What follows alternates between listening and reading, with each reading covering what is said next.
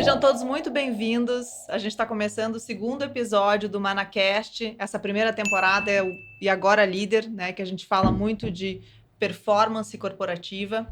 Hoje eu estou aqui com o meu sócio da Manacá e CEO, Alexandre Ribeiro. Hoje a gente está com um convidado muito especial, que é o Fábio Matsui. Seja bem-vindo, Fábio. Obrigado. O Fábio é Manager Director da Galápagos Capital, da unidade de banco de investimento da Galápagos. Exato. E, além de tudo, para mais especial ainda, ele também é nosso conselheiro aqui na Manacá. Então, vem cá acompanhando aí a nossa trajetória desde que a gente iniciou em 2022. Então, muito prazer te ter aqui, Fábio. E a ideia, acho que para a gente começar, fala um pouquinho dessa tua trajetória profissional, né? E desde quando o M&A surgiu aí nessa vida? Primeiramente, obrigado aí por estar aqui com vocês. É um prazer. E falando um pouco da minha carreira, eu sou engenheiro eletrônico, formado pela Mauá, com pós-graduação na GV e MBA em Berkeley. Acho que o M&A mesmo me chamou a atenção na época que eu estava fazendo o MBA em Berkeley. Na época eu era consultor de estratégia da Accenture, foi onde eu conheci o Alexandre Ribeiro. Trabalhamos em unidades diferentes, porque eu atendi o mercado de empresas de communications e high-tech, o TMT, e o Alexandre na área de financial services. Mas a gente sempre trocava bastante ideia. Antes de ir para o MBA, eu trabalhei em telecom, depois cartão de crédito, consultoria estratégica, para depois estar fundando a Cypress, junto com outros sócios. Uma jornada muito bacana de empreendedorismo, e que a gente conduziu a empresa com muito sucesso em 18 anos, de forma independente. Nós éramos, em 2022, quando a gente fez a transação com a Galápagos, nós éramos uma das principais boutiques investment banks do país, com mais de 150 transações de M&A e dívida realizadas, com 3 escritórios, São Paulo, Rio e Curitiba, e mais de 50 pessoas. Em 22, a gente acabou fazendo uma transação com a Galápagos Capital, que era uma casa que a gente já conhecia o sócio fundador principal, Carlos Fonseca, e a gente entendeu que era uma grande oportunidade da gente estar se juntando a um grupo maior, com maior musculatura, para ir para o próximo passo da nossa jornada. Então, essa transação nos permitiu aí trabalhar de uma forma um pouco maior e mais abrangente o mercado de banco de investimento e finanças corporativas. A Galápagos Capital hoje é um player que está preenchendo aquele vácuo que a XP e o BTG deixaram depois que eles ficaram grandes. E nós temos feito aí muita transação super interessante. A Galápagos hoje tem 3 unidades de negócios básicas: o banco de investimento, a gestora e a gestora de patrimônio. Temos aí mais de 200 transações de M&A e dívida, com mais de 26 bilhões sob gestão, com mais de 6 mil clientes de alta renda, quase 300 famílias no Multifamily Office e mais de 50 mil clientes digitais. Acho que vocês, grande operação. nos próximos anos, vão ouvir falar muito da gente. Muito bom. Legal. Acho que vale a pena até lembrar, né? Nossa relação começou lá na Accenture, né? A relação antiga. Foi uma trajetória muito parecida quando ele saiu da Accenture, foi montar a Cypress. Foi o tempo que eu saí da Accenture, passei um tempo no ABN AMRO, depois eu fui para a Cosim. Depois, no período de Cosim, a gente sempre teve muita parceria, quer dizer, ele indicando o cliente para a gente indicando para ele, sempre teve uma proximidade muito grande. E quando teve o evento do M&A da Cosim com a Dentsu, a gente escolheu a Cypress para fazer a nossa assessoria, né? Foi um período longo de negociação, estressante, foram 1 ano e 9 meses de negociação, foi realmente bem estressante.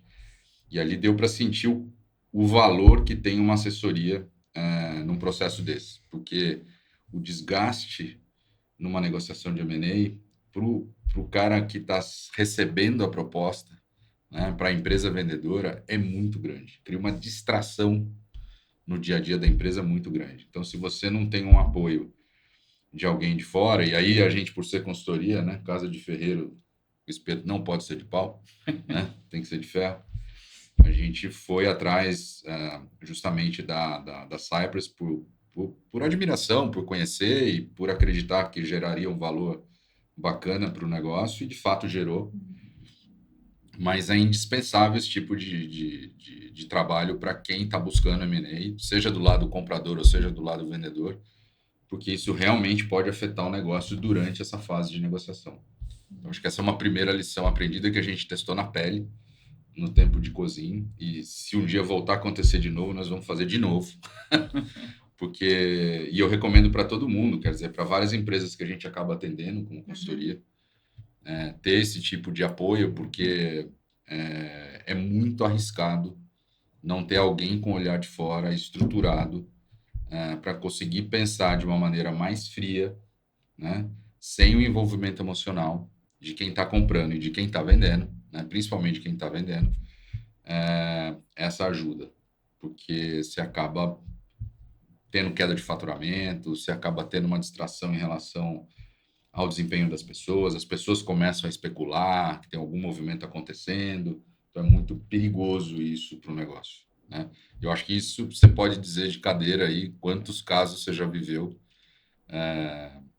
não só desde a trajetória da cozinha, mas antes disso, quantos casos foram bem-sucedidos e mal-sucedidos por falta desse tipo de trabalho de vocês, né?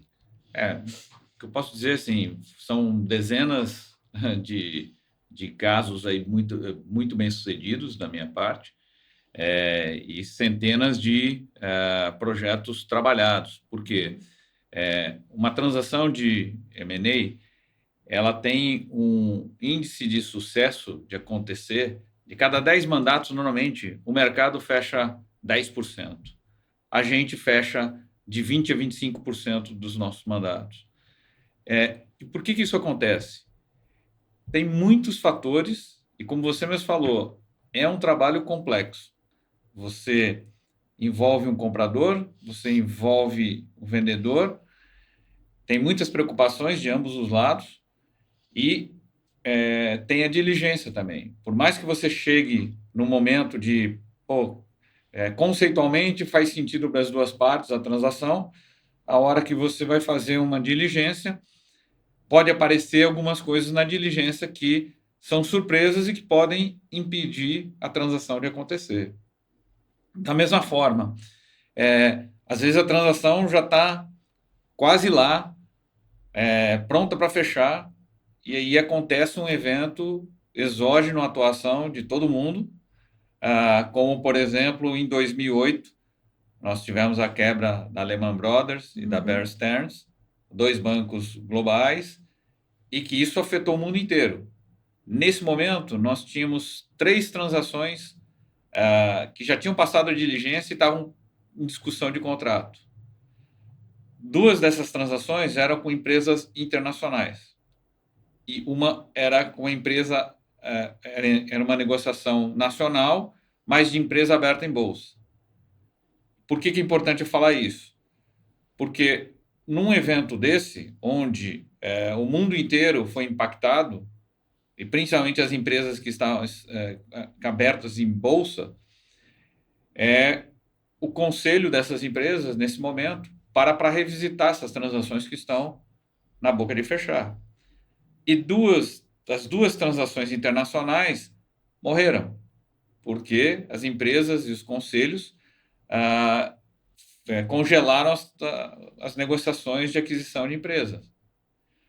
E essa terceira empresa, o conselho definiu por continuar a transação, mas reduziu o preço que ele estava pagando pela empresa. Foram mais 6 meses de negociação até que a gente conseguisse chegar num termo, numa estrutura de transação que o vendedor topasse fazer essa transação.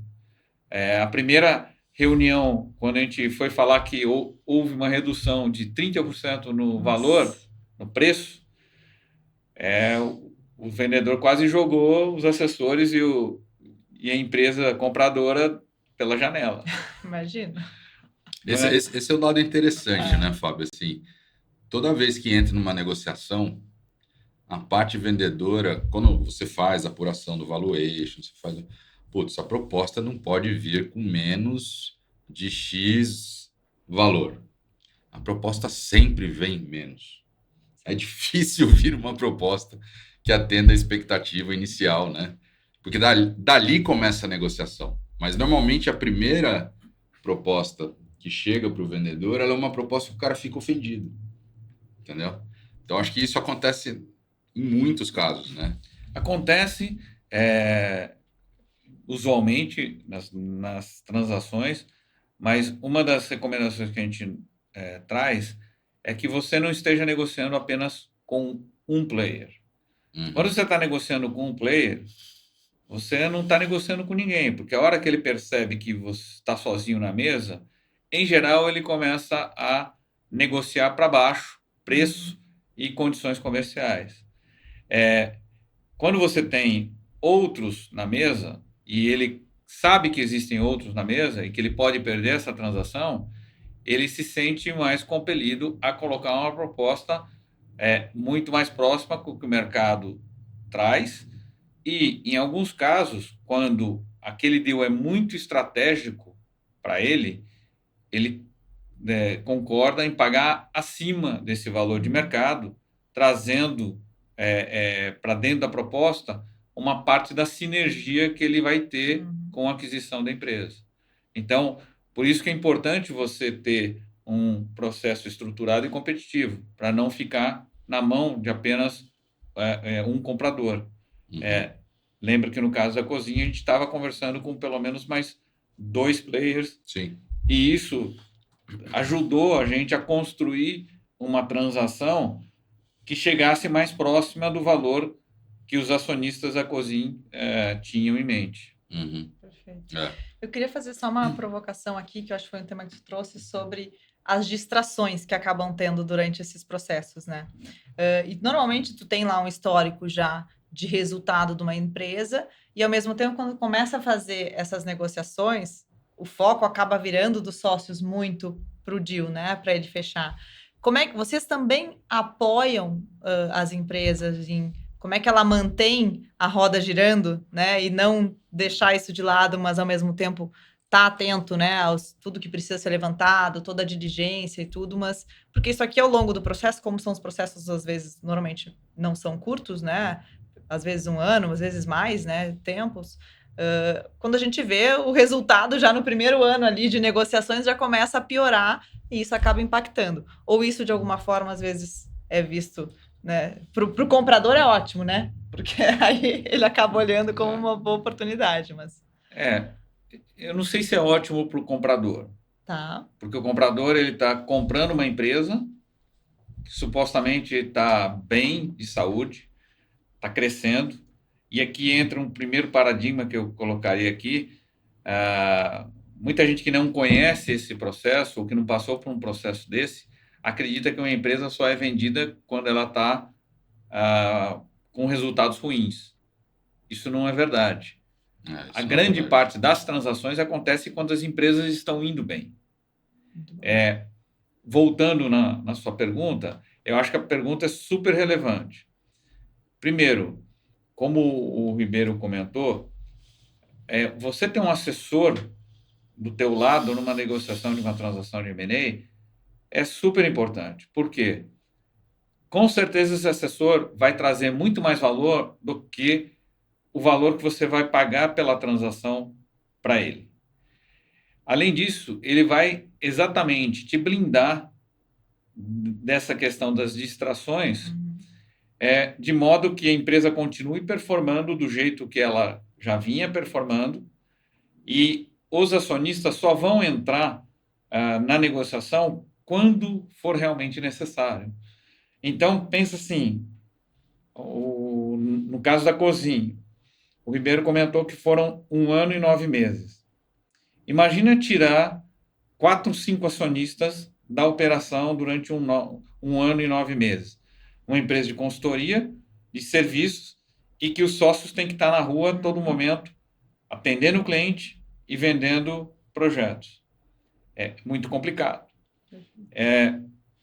E o trabalho do assessor é exatamente blindar e só trazer para a mesa os acionistas no momento que for realmente apropriado. Isso vai salvar 95% do tempo que esses acionistas teriam. Mas, não obstante a isso, a ocupação, o share of mind dos acionistas em termos a esse tema da transação vai ser relevante ainda. Eles vão estar pensando 30%, 40% do tempo. Claro. E se a transação acontecer? E se a transação não acontecer? E a gente sempre comenta com todo mundo que uma transação normalmente morre 2, 3 vezes antes de fechar. Então, a transação que ainda não morreu, ainda tem um chão a se percorrer. Por quê? Ainda não foram estressadas as preocupações e os deal breakers que cada lado tem na mesa. Então, a gente sempre comenta com os nossos clientes, segura a ansiedade, porque a partir do momento que a gente estiver próximo de um ponto de não retorno, que é o deal estar realmente sacramentado, a gente vai falar para vocês. Mas até lá, não conta com a transação feita. E mais ainda, não conte com o dinheiro no teu bolso até que ele realmente esteja no teu bolso. Porque até lá, muita coisa pode acontecer.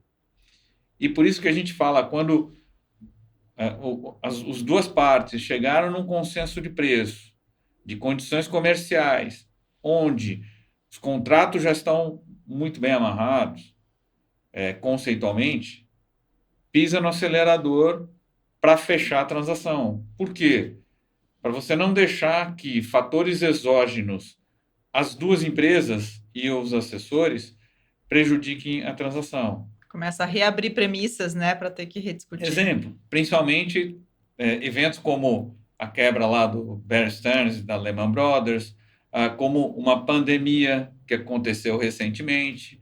Então, a gente tem que sempre estar preocupado em, a partir do momento que as condições e toda a transação já está muito bem alinhada e definida, pisa no acelerador. Nem que você vire 2 finais de semana, algumas noites, para fechar a transação, porque isso impede que fatores externos aconteçam. Inclusive, por exemplo, já teve caso de empresas abertas na Bolsa, que aconteceu algum fato que prejudicou a empresa lá fora, as ações na Bolsa dela caíram, e aí o conselho de administração das empresas impediu que elas fizessem ou seguissem na transação. Então, não são só eventos catastróficos ou de grande impacto global. Às vezes, o impacto simplesmente no comprador já é suficiente para que a transação não aconteça. Acho que é até legal deixar bem claro, né, o papel que vocês fazem do papel que uma consultoria como a Manacá faz, né? Então, eles fazem todo esse trabalho de assessoria no valuation, da negociação, dessa jogada do quente e frio, né, na negociação, que acontece de fato e que isso leva tempo. O que o trabalho de uma consultoria onde gera valor é justamente do lado, principalmente do comprador, quando ele vai fazer a due diligence, ele também fazer uma due diligence operacional, para ele entender que fatores ali do negócio, do dia a dia, que podem influenciar no preço dessa negociação. E depois também para estabelecer qual é o plano de tombamento no PMI, né, que eu acho que é o tema aqui do nosso podcast. Como é que você captura as sinergias ou o plano de ramp-up desse negócio pós-deal da forma mais rápida, né, da forma mais efetiva. Então, acho que entender quais são as pessoas chaves que a empresa não pode perder, quais são os processos chaves, os clientes chaves, os fornecedores chaves, como é que esse negócio continua sendo muito bem comunicado e alinhado, para que não se perca nenhum elo da cadeia de valor do negócio. Então, isso é o que a Manacá faz. né? E isso é fundamental para deixar o negócio rentável, e na maioria das vezes é o que o Fábio falou, a maioria dos negócios rentáveis são os negócios que têm grande chance de passar por uma etapa de M&A. Empresa que quer comprar uma empresa em dificuldade é a empresa consolidadora, mas eu acho que a maioria dos casos, principalmente quando é uma empresa internacional querendo entrar no país, ela vai querer olhar para a empresa saudável. Perfeito. No caso da cozinha, a gente não estava vendo. A gente foi assediado. E a gente foi assediado por 2 ou 3 empresas no mesmo período. E a gente não queria vender. Porque a gente já estava consolidado, num patamar de empresa grande, 300 pessoas e tal. E a gente nunca imaginou que um escritório de consultoria passaria por um processo de M&A. Eu acho que foi um dos únicos cases que teve Eu acho que, não vou dizer únicos, porque a própria Accenture acabou, da qual a gente trabalhou junto, fez várias aquisições de empresas de serviços. Eu acho que começou a ter muita transação desse mercado a partir do caso da Globan, que é aquela empresa argentina e que veio crescendo por aquisições e abriu capital na bolsa. Mas, no momento que a gente fez a transação da Cosim com a Dentsu, em termos de Brasil, eram raras as transações de M&A que envolviam consultoria. Depois da transação de vocês, aconteceram muitas outras. E muitas outras em que sentido? Muitos dos players conseguiram se reinventar e reempacotar, viraram empresas de transformação digital e nessa área de transformação digital já aconteceram inúmeras transações. A gente mesmo assessorou a DTI Digital, que foi vendida para a WPP. A gente assessorou a Envilha, que foi vendida para a Compass UOL. E muitas outras que aconteceram aí no mercado. Então, a Accenture fez transação, o Nubank fez transação, e transação num segmento de transformação digital. Tá? A Globan fez transação, o próprio Itaú fez transação também. Então, eu acredito que vocês podem dizer-se como precursores desse movimento que começou a acontecer depois em relação às principais consultorias aí de serviços de transformação digital. Legal. E como é que você está vendo esse ano de 25? Né? A gente está passando aí por um mercado bem turbulento. Acho que não só no aspecto internacional, mas aqui a gente sofre as nossas próprias dores, né, do mercado local. A gente vê uma bolsa pequena aqui no Brasil, né? Nossa bolsa, até fui conversar com um cliente, um player de serviços financeiros semana passada. Eles têm um plano de IPO, mas nem pensam em fazer no Brasil, eles vão fazer fora do Brasil. Então, tem muita gente olhando para fazer IPO fora do Brasil, e isso já é uma realidade, já está acontecendo. Mas como é que você vê esse movimento do mercado nacional, menos do IPO e mais dos M&As, né? Porque a gente entende que dá uma sensação de estagnação, né? Momentânea. Eu acho que a tua visão é pertinente e acho que reflete um pouco dos últimos meses que a gente vem enfrentando. 2024 foi um ano com um movimento menor de M&A, principalmente no primeiro semestre. No segundo semestre deu uma recuperada, até porque as condições de mercado melhoraram. No primeiro semestre estava todo mundo esperando a definição da reforma fiscal e tributária aqui no país, e que para muitos setores não foi definido até o final do ano, e tem ainda setores que estão aguardando a definição ainda não foi definido, de taxas e tudo mais.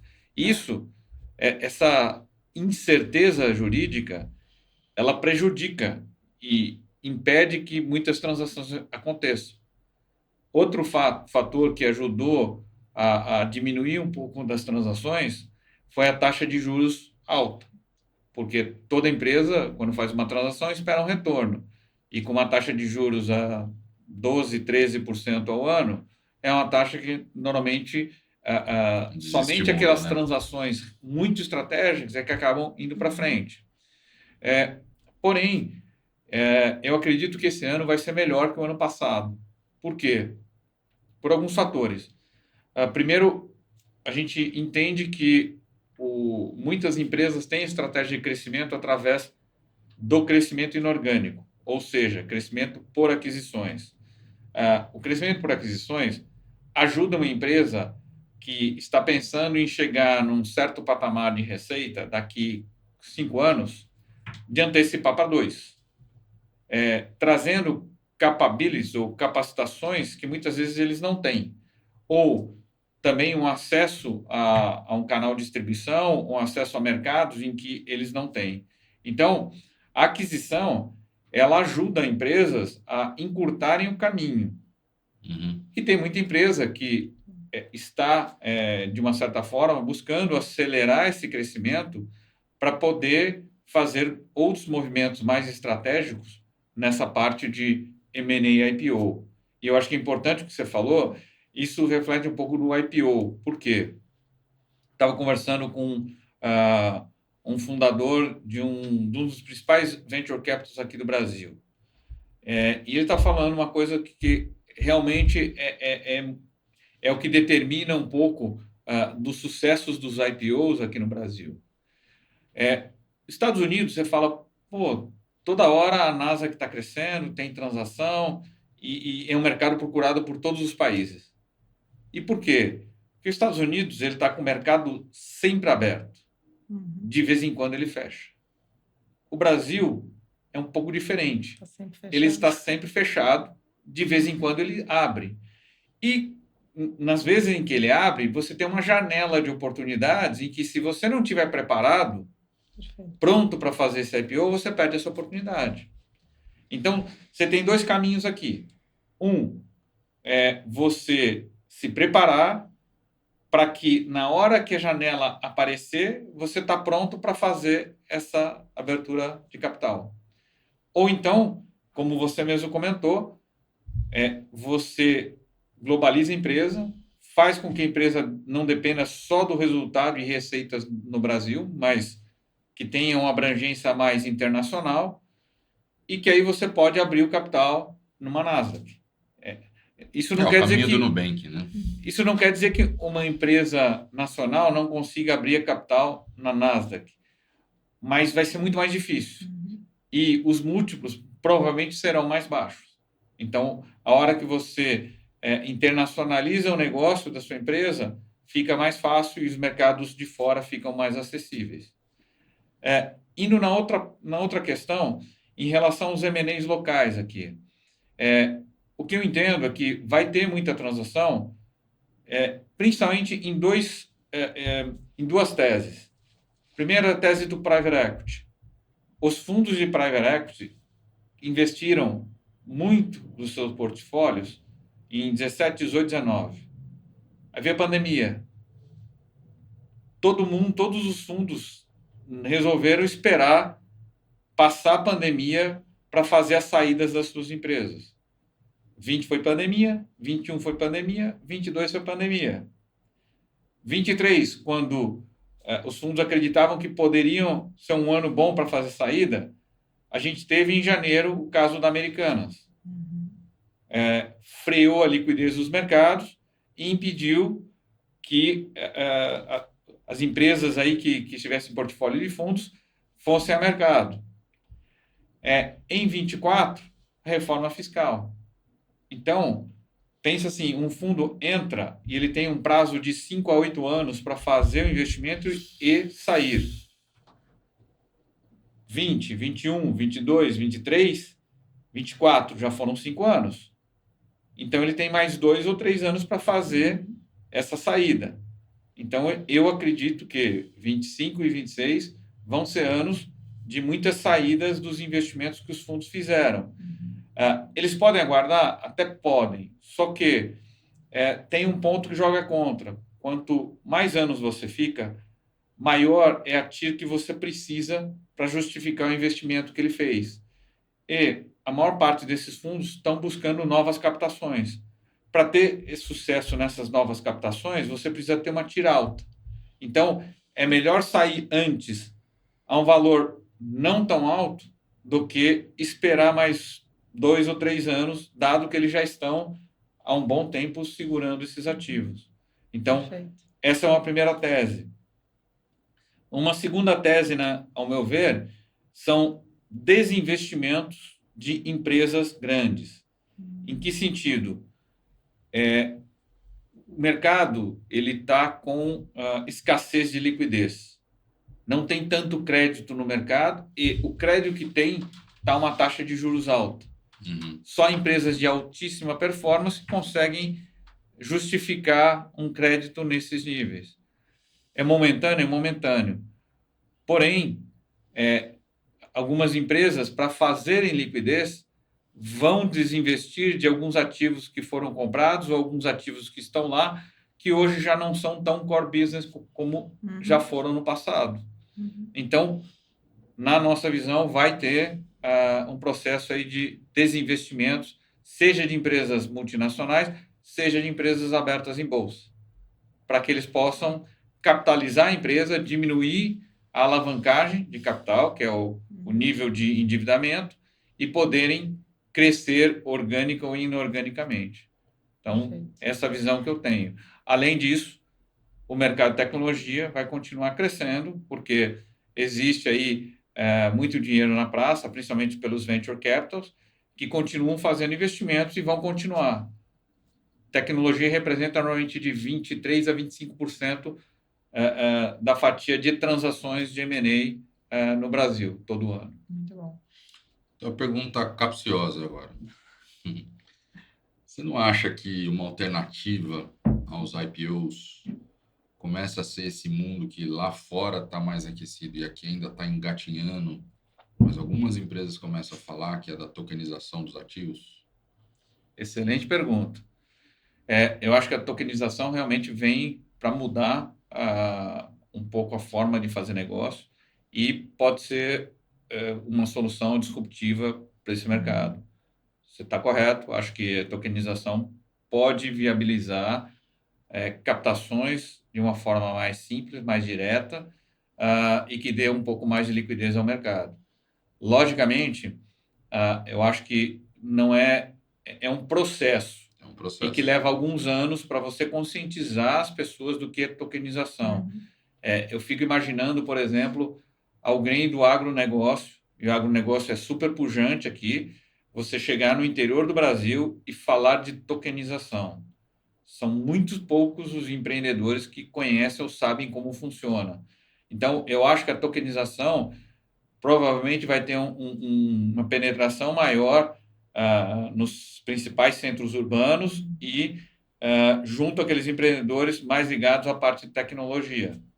Então, a gente percebe, assim, até por pesquisar e tal, que o movimento que tem tido muito grande, principalmente nos Estados Unidos, é a tokenização dos imóveis, né?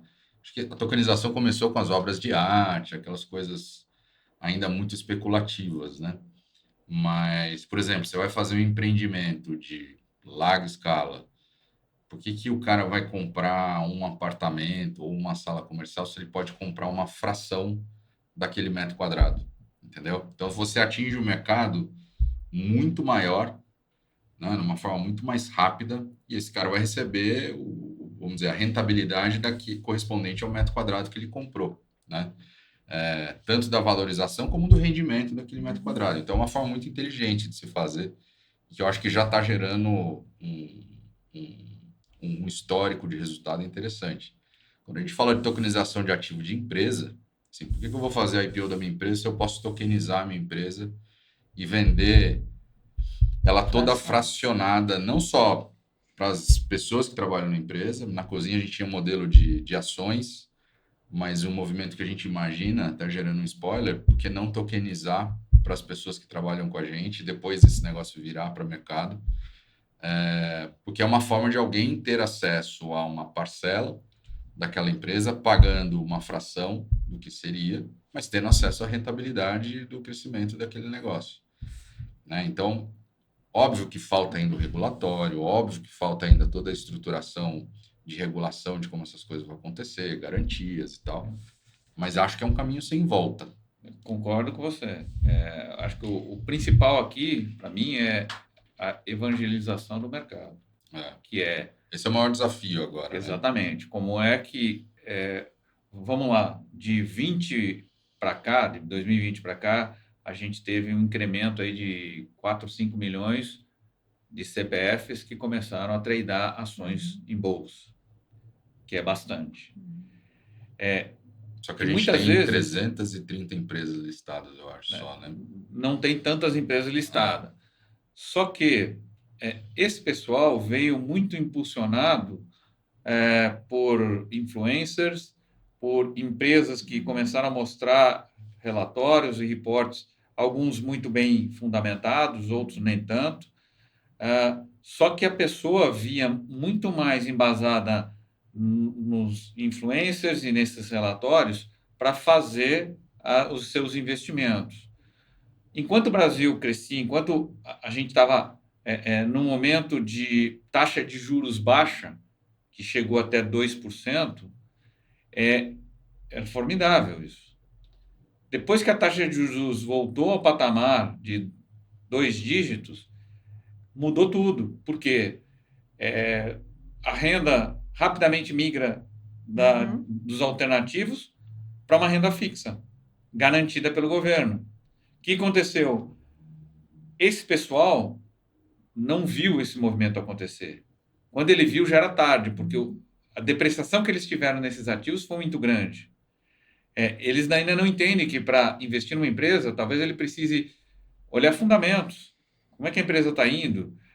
Entrar no site da empresa, acessar relatórios ou a relação com investidores, entender a performance que a empresa vem tendo, quais são as preocupações, para onde ela está indo, qual a estratégia de crescimento e assim por diante. Coisas que eu diria que se 10% desse pessoal faz, é pouco. Aliás, desculpa, é muito. Eu acho que é muito menos que 10% faz esse trabalho. E aí, normalmente, eles sofrem quando o ativo deprecia e começam a ter um pouco traumas, ficam avessos a fazer esse tipo de investimento. E eu acho que isso vai para a tokenização, porque você não deveria comprar um ativo tokenizado se você não conhece ele a fundo. Eu acho que o instrumento é excelente, perfeito, permite até que você não fique tanto na mão dos bancos e que você não tenha tanta taxa ou tanta tarifa em relação a isso. Porém, a chance, o risco de perda aumenta se você não fizesse o trabalho de casa correto, que é analisar a empresa como um todo. Perfeito. Então, eu acho que é um instrumento formidável, mas eu acho que ainda vai levar um tempo para isso ganhar toda a sociedade. Tem um ponto que é o que a gente estuda um pouco, né? Assim, para quem começa a investir e tal, que vai influenciar também a tokenização, mas deveria influenciar muito o mercado acionário aqui, como você falou dos influencers e tal. Se você olhar para as ações somente no aspecto rentabilidade, você foge do mercado, porque ela tem muita especulação, ela depende muito da performance do governo. Os principais papéis são de empresas estatais, né, de negócios perenes e tal. Agora, se você olhar sob a perspectiva de pagamento de dividendo, que isso é uma coisa que passou a ser mais forte no Brasil, e os dividend yields eles estão aumentando o percentual ano a ano, porque as empresas perceberam que isso que atrai o investidor, isso deveria ser mais difundido, porque você muda a expectativa do investidor. Assim, cara, putz, o papel pode oscilar, mas ele continua sendo seu, né? Putz, caiu 20%, 30%, tudo bem, mas ele volta. Só que o seu dividendo está garantido. E o dividendo não tem tributação, ainda, pelo menos, né? Você está então, correto. Eu acho que assim, esse processo de evangelização, não só para o mercado acionário, mas também futuramente para esse mercado de tokenização, ele tem que ser olhado muito nessa história de longo prazo para essa renda passiva no conceito de juros compostos. O que você recebe, você reinveste, por aí vai. E como, eu acho que indo nesse nível de tokenização, como isso impactaria o negócio de vocês, né, de M&A? Tá. Porque tu acaba tendo, acho, talvez um outro modelo aí possível de trabalho. Perfeito. Vamos primeiro no teu ponto, Ribeiro. Eu acho que você está correto na análise. Para mim, a grande questão é timing. Por quê? Somente depois de 2020 é que houve um boom em termos de número de CPFs que começaram a acessar e fazer transações com ações. Um próximo passo é você focar em ações que geram dividendo e que te geram talvez uma rentabilidade líquida muito maior. Só que o pessoal ainda está na primeira fase, que é investir ou não Começar a investir em investir, né? ações. E hoje existem algumas empresas que vendem cursos a respeito de como investir em ações que geram dividendos e tudo mais. Modelo Barsi. Exatamente. Coisa, e que para mim é um dos mais sérios que tem. Exato. Mas isso está indo para uma fração muito pequena dessa população que começou a acessar investimentos em ações. Então, leva-se tempo. Para mim, não é se vai acontecer, é quando vai acontecer tudo isso. Então, esse é o primeiro ponto. Perfeito. Segundo, na tua pergunta, Fala, eu acho que assim, vai impactar. E o legal é que a Galápagos já está olhando formas de usar a parte de tokenização para fazer negócio. Nós temos, a gente tem um data lake que vem sendo construído há bastante tempo, livre de legados, né, porque foi construído do zero, usando inteligência artificial, usando machine learning, estamos automatizando todos os processos aí das unidades de negócio nosso exatamente para ganhar eficiência. A gente pretende crescer 5, 10 vezes, crescendo muito pouco o número de pessoas. Porque a gente entende que se a gente usar de maneira adequada todo o nosso acervo digital, e todos os processos, e todas as ferramentas que existem, como inteligência artificial, isso vai nos dar uma boa vantagem competitiva. Perfeito. E aí, acho que tu falou do tema eficiência, né? Que é a nossa grande razão de existir aqui, é como é que a gente leva mais eficiência, né, e performance para as empresas. Então, essa tu vê como uma forma de ganhar eficiência no processo também de M&A, porque hoje o M&A ele acaba sendo também um processo muito, né, de tratativa entre pessoas, né? E isso acho que não muda no curto prazo. Mas como é que a gente pode trazer mais performance dentro desse processo também? Eu acredito que aqui, eu não acho que isso vai mudar o jeito da gente fazer, ou não vou nem dizer o jeito da gente fazer, mas o jeito do mercado fazer as transações. Sim. Porque vai continuar tendo a necessidade de conversar vendedor-comprador e ter as preocupações que cada lado tem. Isso daqui, para mim, o que vai fazer vai permitir que mais empresas tenham acesso a tornar a empresa um pouco mais pública.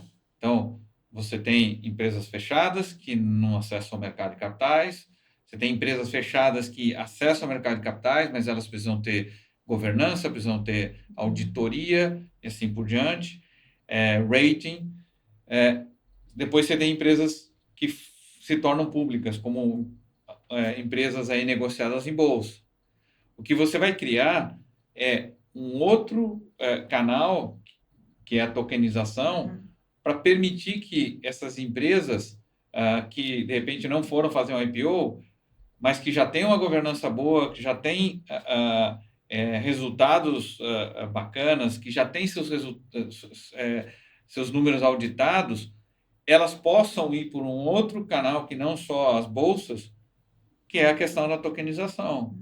Mas isso não vai impedir, não vai evitar que elas tenham que passar por um processo de profissionalização, melhoria da governança, auditar os seus negócios e prestar contas para o mercado.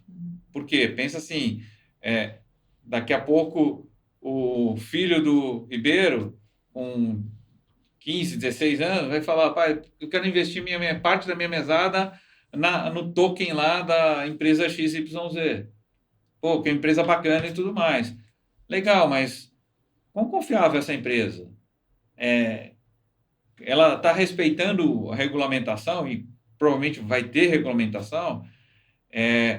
Como é que você vai garantir que as pessoas comprem alguma coisa que é factível e que segue a regulamentação do nosso Banco Central e nossa regulamentação do mercado financeiro. Então, eu acho que vai ser mais um canal. Isso vai aumentar o mercado e, no final, vai permitir que mais M&As aconteçam. Perfeito. Na minha visão. Perfeito. Você acha que mais M&As ou talvez o modelo ele vai migrando para esse mercado novo, né?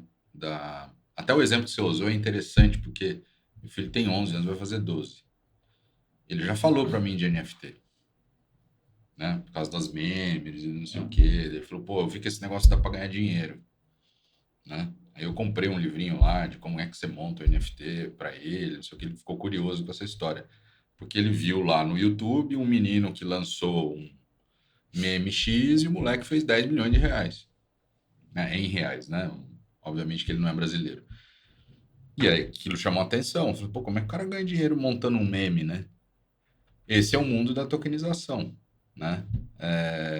Talvez essa nova geração eles sejam muito mais adaptativos a essa nova realidade, que talvez faça mudar o futuro dessa dinâmica que a gente tem hoje, você não acha? Eu acredito que para ativos líquidos, com certeza.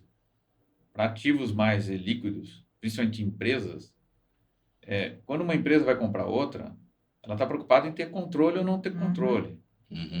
Investimento minoritário, majoritário, total. Por mais que você tenha um token ou a forma de você comprar seja via token, essa empresa vai continuar precisando das regras de governança. Porque eu vou comprar uma empresa, eu quero consolidar balanço. Perfeito. Eu quero comprar a empresa, eu quero definir para onde que ela vai. Alguns mercados que hoje ela atua que não são rentáveis, eu vou tirar e vou focar naqueles que têm mais sinergia com o meu negócio e que vão trazer maior rentabilidade. Então, ainda que você tenha a empresa tokenizável, de maneira nenhuma a empresa vai comprar uma fraçãozinha ou ela vai querer entrar nas regras de governança. E na regulamentação, acho que uma das coisas que eles vão ter que colocar é como é que você faz a partir do momento que uma empresa comprou tanto, ou um indivíduo ou um fundo comprou tantos por cento daquela empresa em relação à governança que ela vai ter. E tantos os deveres e responsabilidades como vetos e votos que elas possam ter. Então, eu acho que a tokenização ela vai permitir que mais empresas estejam disponíveis para já no nível de governança e tudo mais. Mas eu não acho que isso vai fazer com que um jovem, um adolescente ou um recém-formado vai começar a comprar aqueles títulos de maneira assim muito mais especulativos. Pode até ser que tenha. Eu acho que a especulação sempre vai existir. Exato. Né? Eu acho que faz parte do mercado de renda variável. A especulação está presente. O que eu acho que de fato deve acontecer, e aí de novo, né, a gente está só no campo das ideias, né, do fomento, é que sim, para qualquer empresa se tokenizar e colocar no mercado, eu acho que ela tem que ter um modelo de governança mais robusto. Então isso obriga a profissionalização de gestão, profissionalização, divulgação de balanço, de resultado e tal, senão vira meramente especulativo, vira hype, né? Que é o que aconteceu, porque aqui o mundo cripto ainda passa e ainda sofre uma resistência grande de adoção por conta de viver de hype. Pouca gente sabe o que está por trás dos projetos de cripto, que são os projetos de maior capitalização. Talvez a gente esteja até divagando um pouco, mas assim, isso tem uma correlação direta com o mundo da liquidez, né? Que são as novas formas de liquidez que o mercado vem a ter, que não só o tradicional do M&A ou do IPO, né?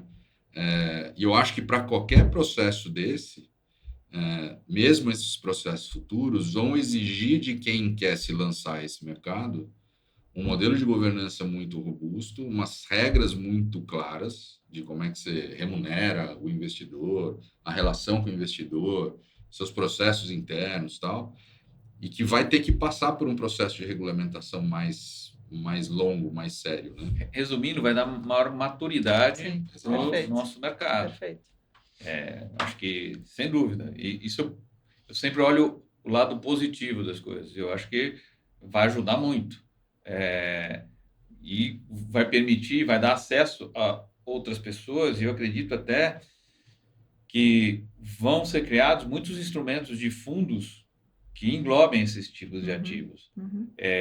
Hoje já existe bastante liquidez ou bastante instrumentos que ajudam empresas a se financiar através de dívida, através dos principais fundos que hoje estão disponíveis nos principais bancos do país ou nas principais gestoras.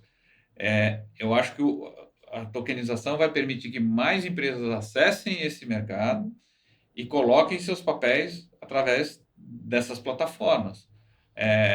E vai ajudar para que os gestores tenham muito mais segurança em relação aos ativos e às informações que tem na mesa. Mas aí você vira e fala, pô, será que para o mercado de tecnologia, vamos lá, falar hype, onde você vê as empresas aí adquirindo múltiplos e transações assim de bilhão, algumas virando unicórnio. Você pegar e investir em empresas de venture capital ou startups, ainda continuar sendo um desafio. Tokenizá-las não vai garantir tanto acesso, porque dessas empresas, 100 morrem, quer dizer, de 100 empresas que nascem, vai ter uma que vai ser um blockbuster, umas 5 ou 6 que vão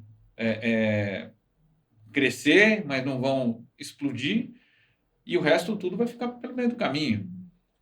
E a questão maior sob o ponto de vista da regulamentação, é impedir que pessoas não tão com pouco conhecimento invistam, percam dinheiro fazendo investimentos que elas não estão acostumadas ou não sabem do que fazer. E por isso que existe aquela questão do investidor qualificado, né?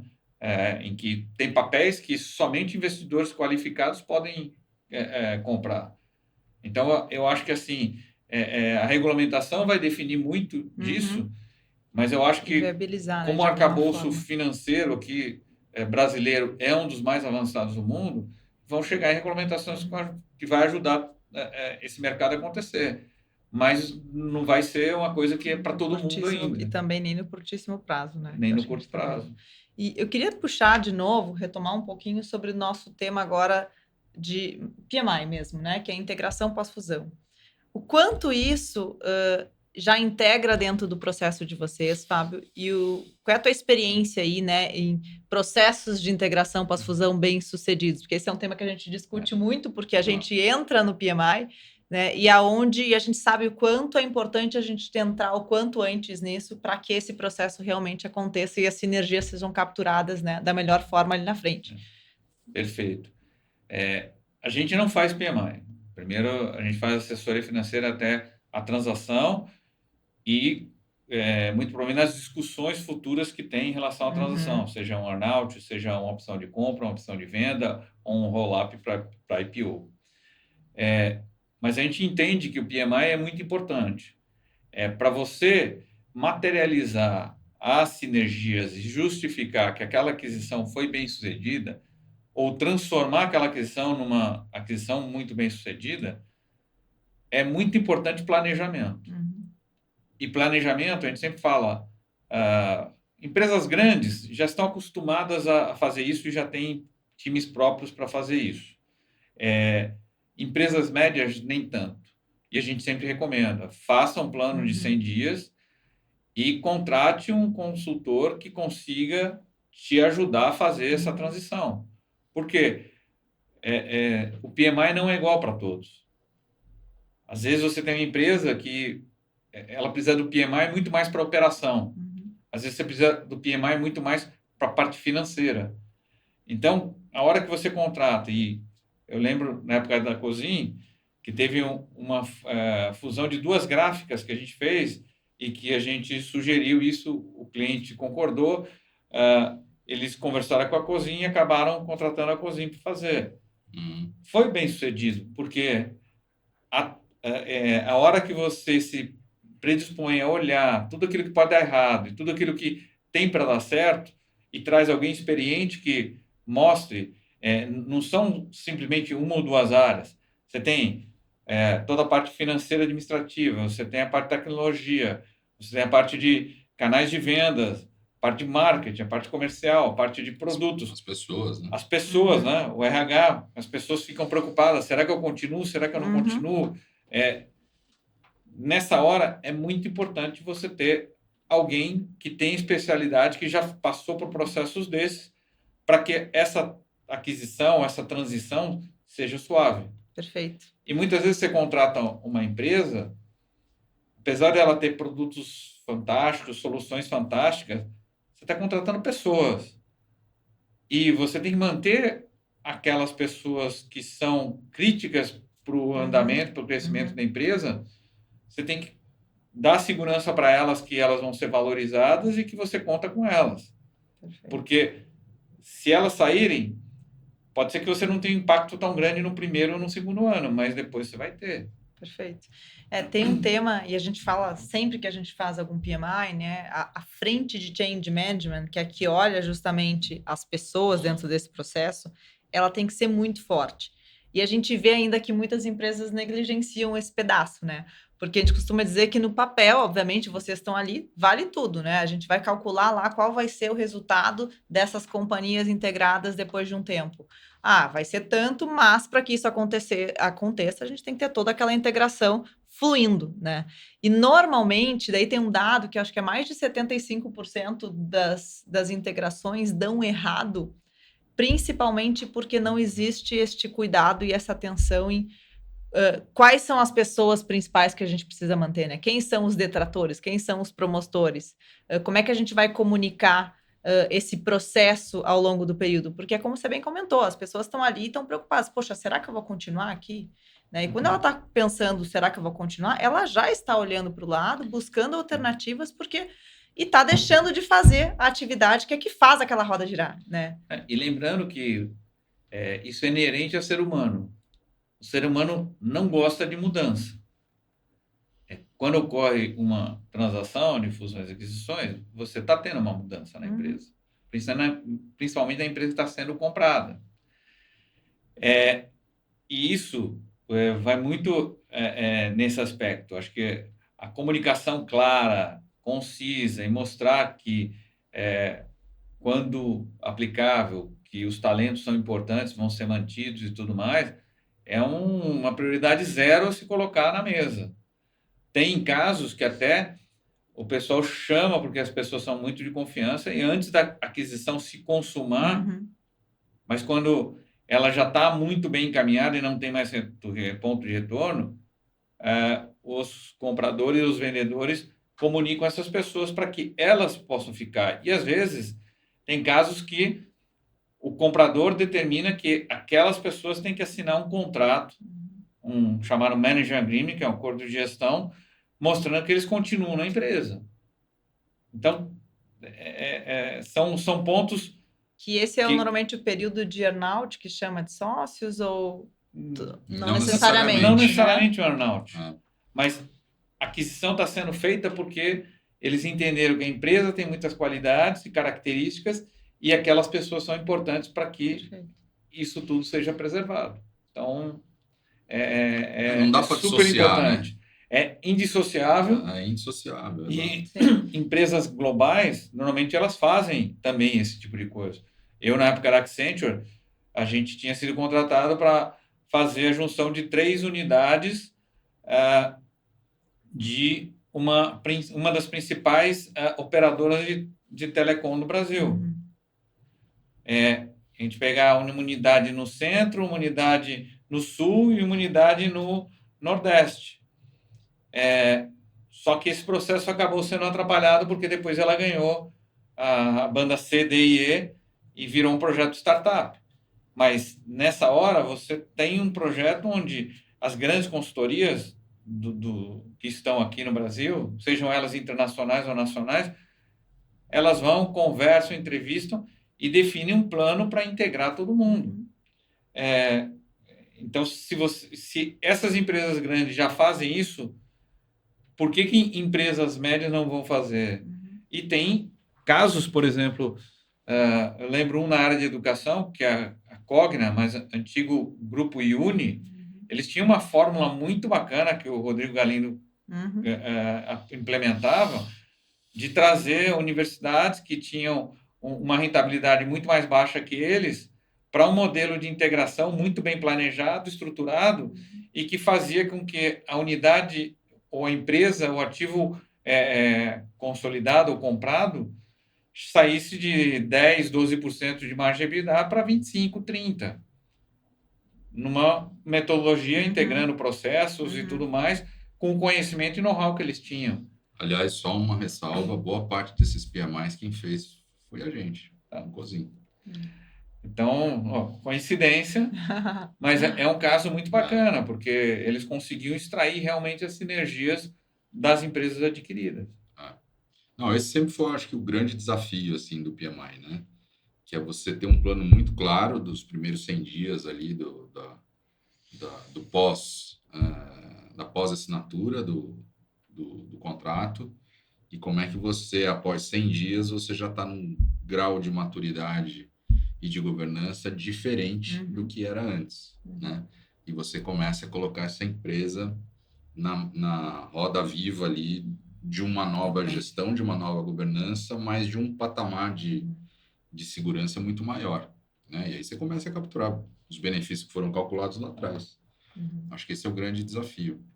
E esse é um dos principais garantidores de sinergia e valor num processo de aquisição. É super importante o processo de integração. Perfeito. Sabe que a gente teve um cliente que eram duas empresas, né?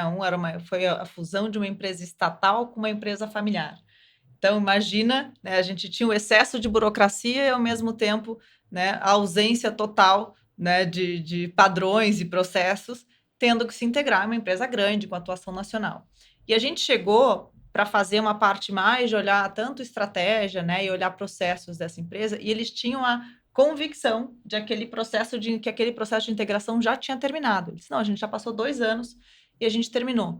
E o quanto a gente vê que quando o processo não foi bem estabelecido lá no plano de 100 dias, porque lá no início a integração mais societária mesmo, né, fiscal e tributária já trazia um benefício muito grande para aquele negócio. Então a parte de processo mesmo, pessoas, sistemas, ela foi deixada meio que em segundo plano. Só que isso veio se arrastando de uma forma, né, que quando a gente entrou tinha muita coisa ainda por ser feito. Né, o quanto esse processo de fato é importante. Vocês veem bastante isso, assim, alguns clientes que deixam, não, isso aqui a gente vai fazer um pouco mais para frente, né, mas no final, obviamente, a captura, né, do resultado que se espera fica totalmente prejudicado. Sem dúvida, nosso papel sempre é assessorar a transação e passar para o nosso cliente pontos que são críticos pós-transação. E nesse caso aqui, logicamente, é uma decisão do cliente se vai fazer ou não um plano de integração.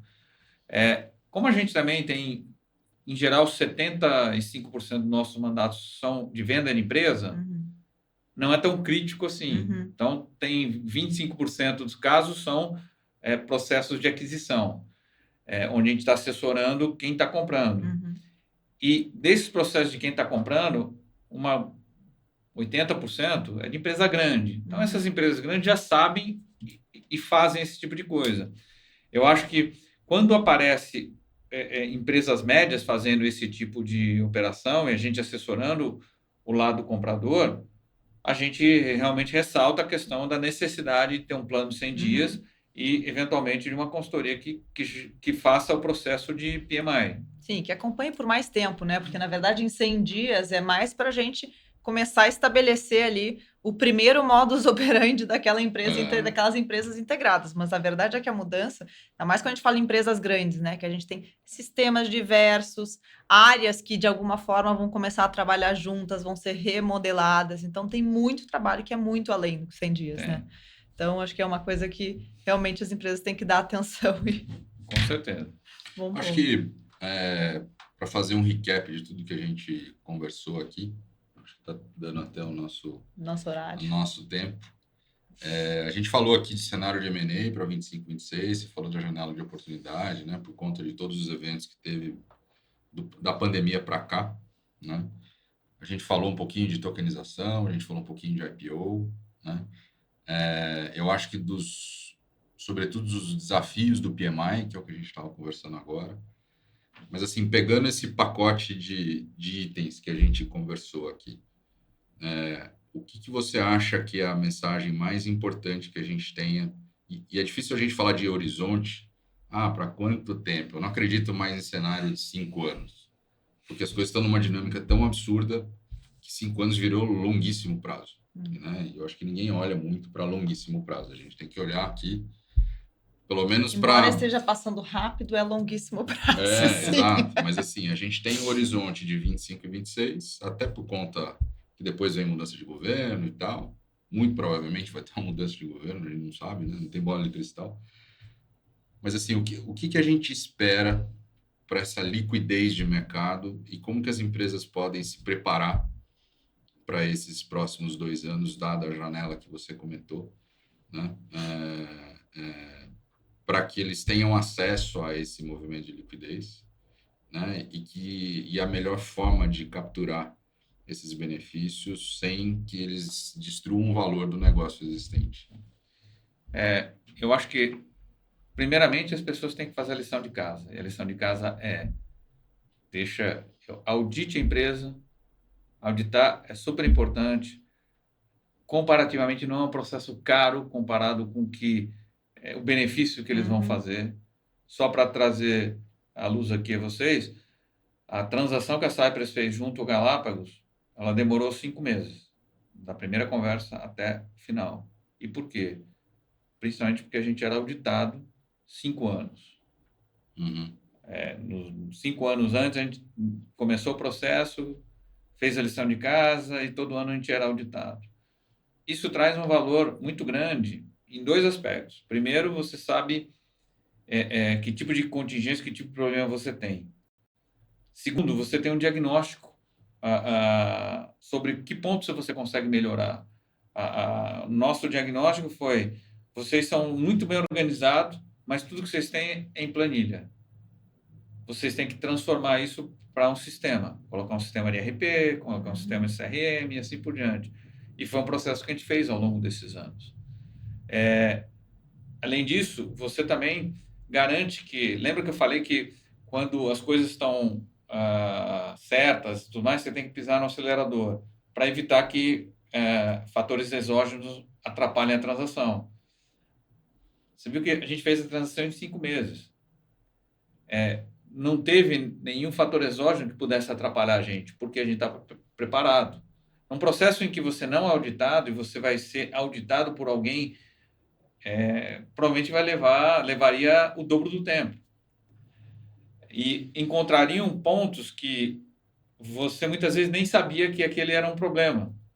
Então, a primeira coisa que eu recomendo para qualquer empresa é audite a empresa. E para aqueles empreendedores que estão começando, fazendo uma startup, a partir do momento que a empresa já começou a engrenar, coloca uma auditoria.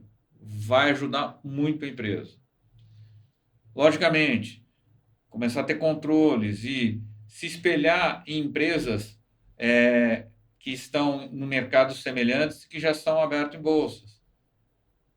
Vai olhar que indicadores que esse pessoal olha, que indicadores que eles usam e tudo mais. Ali tem um processo de aprendizado bacana para quem está começando a ganhar musculatura e está querendo virar uma empresa média grande ou até grande. E também não acho que você consegue fazer tudo. Muitas vezes você trazer especialistas que te ajudem a fazer um planejamento, seja estratégico, seja para integração numa eventual aquisição, seja para um plano de partnership. Isso te ajuda a pensar um pouco fora da caixa e não reinventar a roda. Às vezes você ganha tempo com isso e consegue chegar a modelos que já foram testados e funcionam para aquele tipo de indústria. Então, acho que é super importante que se faça isso e que você tenha um plano. Apesar de você ter falado, Ribeiro, que está impossível planejar daqui 5 anos, mas eu entendo o que você está falando. Vou fazer um orçamento com 5 anos para frente. Mas eu acho que você tem que ter um norte. Aonde você quer chegar? Eu sou uma empresa de hoje de 10 milhões, eu quero chegar a ser uma empresa de 500 milhões. Como é que eu vou chegar lá? É tudo crescimento orgânico? Tem aquisição envolvida? Tem internacionalização envolvida? Porque com isso você já tem um norte para onde você vai e ao longo desses anos você cria uma estratégia para chegar nesse norte. E isso faz muita diferença. Então, acho que a hora que você tem uma visão, uma missão e um norte definido, a chance de você chegar lá é muito maior do que se você não tiver.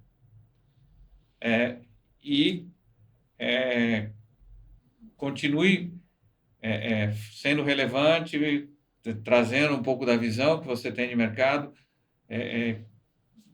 passe um pouco da tua visão de criação de valor desse mercado, focando sempre, acho que o cliente é super importante, a gente não falou tanto, mas o cliente, no final das contas, é quem paga a conta da empresa, quem faz a empresa crescer, e não tenha medo de pivotar. Se você tiver que... Você entendeu que o mercado em que você está não é grande o suficiente, ou o problema que você tem, que você está resolvendo, está diminuindo o valor agregado, se reinventa. Isso, todo mundo passou por isso. Todas as empresas que deram certo, em algum momento você teve um movimento de pivotar, de se reinventar para as coisas darem certo. Então, e converse com o mercado. Não tenha medo de entender o que o mercado quer e como o mercado te enxerga também. Perfeito. Muito Legal. bom. Muito Acho bom. que Excelente. isso aí. Algo mais? Acho que é isso. Fizemos o recap aqui. Acho que, além de tudo, agradecer você mais uma vez Agradeço por estar você. aqui com a gente. Sempre bom estar com você, além de tudo, um amigo e uma pessoa que eu admiro. Está sempre com a gente, né? Sempre Acompanhando com a nossos gente. passos aqui da Manacá, do crescimento da Manacá. Então, obrigado por estar aqui. Obrigada, Fábio. Obrigado a vocês. Prazer. Prazer. Até a próxima, gente. Isso aí.